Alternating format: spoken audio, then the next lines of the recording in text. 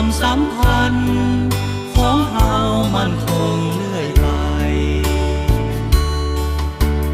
เถิงไกลกันคนละฝั่งของต่างไม้ปองดองมุ่งหวังทั้งสองจนได้ด้วยความใฝ่ฝันนั่นสุดหัวใจปักฝังสวงในเหมือนใจเดียวกัน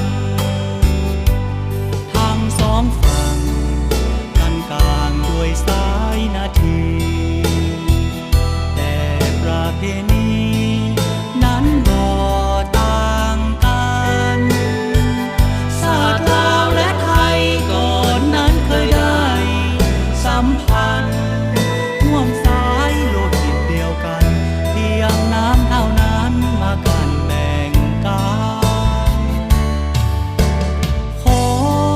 ฟ้าดินสวยเป็นสักขีโปรดคิดปราณีจงอย่าได้มีวันห่าง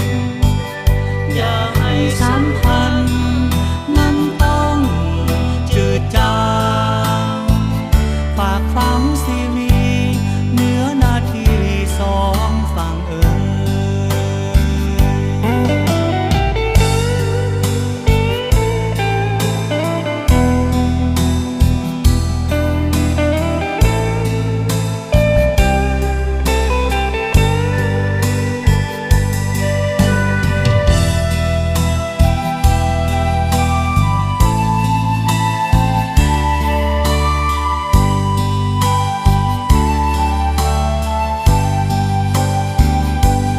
ทั้งสองฝั่งกันกลางด้วยสายนาทีแต่ประเพณีนั้นบ่ต่างกันศาสตร์ลาวและไทยก่อนนั้นเคยได้สัมพันธ์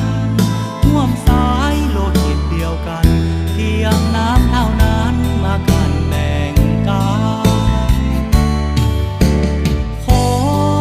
ฟ้าดินสวยเป็นสักขี